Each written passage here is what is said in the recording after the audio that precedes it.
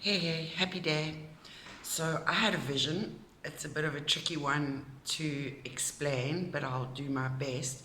Again, our focus seems to be on Hieros Gamos, between the divine masculine and divine feminine energies, certainly within oneself, the coming together um, and working and being in harmony with oneself. And once we have done this, we are able to take that out into the world and reflect that back. So hopefully, the bigger picture is um, more tolerance, peace, acceptance, and compassion on our planet, for this planet, and for each other. So the vision had to do with the creation of Eve, essentially. And what I saw was a big form, a man form, a giant form. But as we'll see, if you go back to the creation of Eve from various literature, um, you'll understand that perhaps man, Adam, was formed out of clay, out of earth, out of dust, and he would have been a hermaphrodite essentially, initially. And so it's from this place that I'm seeing this creation, in that he had a womb, and in that womb was a woman, and she was caught in the wound of the womb, or the womb of the wound, that was raw and irritated and inflamed and red and bleeding, and it felt angry and raw. And perhaps these are our wounds, our soul wounds, our mind wounds that we need to be aware of. Anyway, I then saw this giant man form crack open his chest, and there was just this really, really bright, fluorescent white light. You almost couldn't look. It was too bright, like looking into the sun at midday. And one of the ribs was, a hand came from outside, and it was more like a cloud formation of a hand. So this spirit hand came and removed a rib. And as it was doing that, he reached down into his womb with his right hand, the action hand, and he took the woman and he invited her to come into this bright, light, white space. It's like a white room, I suppose, a bit perhaps like a sanatorium room, where there will be, it's clean, it's sanitized, there's healing. And he then, once she was there, you could immediately sense her energy going from being frightened and scared and fearful to feeling safe and secure and warm. And he closed up his chest, and the feminine was invited into the space of the masculine.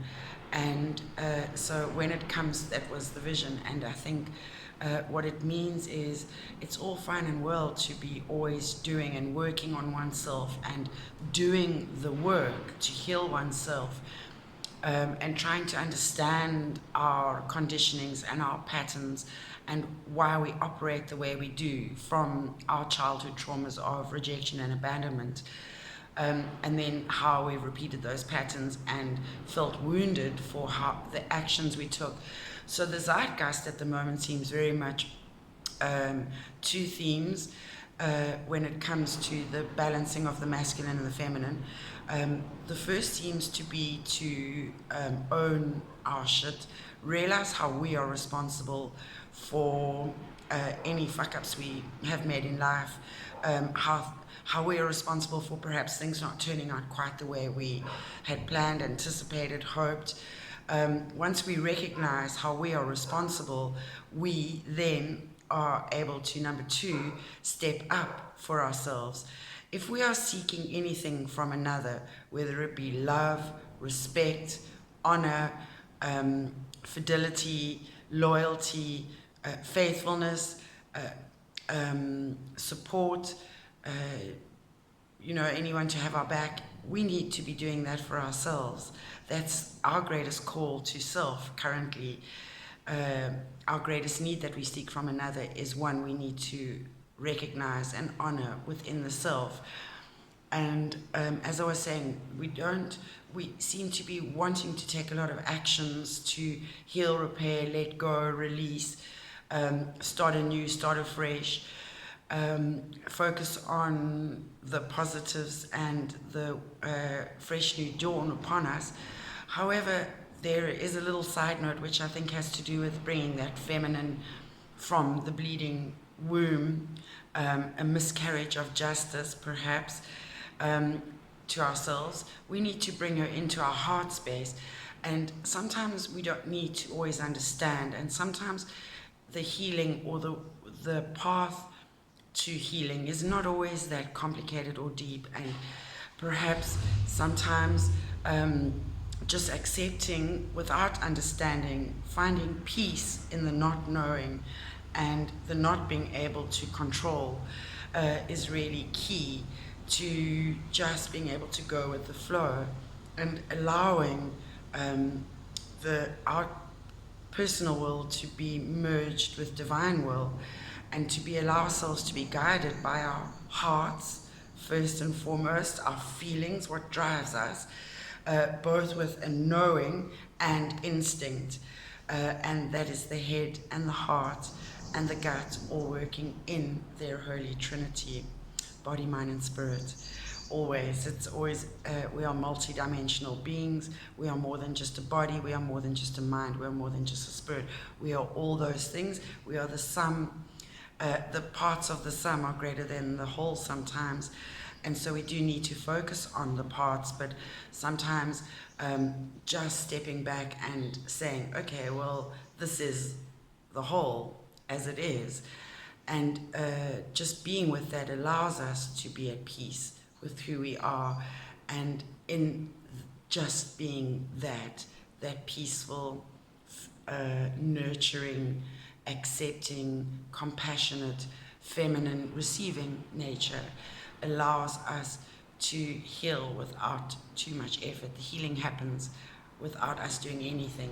I'm being shown, it's like if you have a cut, you can treat it. So that's you doing the work on your spirit and soul by cleaning it and putting muties on and maybe putting a plaster. But that's all you can do as far as treating it. The body has to now do its job to heal, to build up new cells and repair the damage that we've done. And that is a healing process that we don't see because it happens within. So you don't always see how beautiful your healing is until you have time to step back and reflect. So we are being asked to be patient with ourselves. The masculine, as I said, aspect is to recognize our, so not reject ourselves, to accept ourselves, core wound, and then to not abandon ourselves. So that is the feminine, to honor and hold that masculine aspect of the self. I hope that has been useful and perhaps some guidance for where we're at and how to work the energies we're feeling at the moment and what's going on in the greater whole and the collective. In light and love, namaste and Lakesh.